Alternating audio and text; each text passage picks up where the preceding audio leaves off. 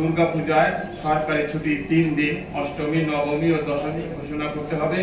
প্রত্যেকটি স্থায়ী ও অস্থায়ী পূজা মন্দিরে সরকারি খরচে সিসিটিভি ব্যবস্থা সহ পূজার 10 দিন আগে থেকে পূজা চলাকালীন সময় পর্যন্ত কোনো প্রতিষ্ঠানের ছাত্র নয়, সরকারি নিরাপত্তা বাহিনী দিয়ে সার্বিক নিরাপত্তা ব্যবস্থা জোরদার করতে হবে। সংখ্যালঘু সুরক্ষা আইন ও সংখ্যালঘু কমিশন গঠন করতে হবে এবং প্রত্যেকটি স্থায়ী ও অস্থায়ী মন্দিরে দুর্গাপূজা সেনা মোতায়েন করতে হবে।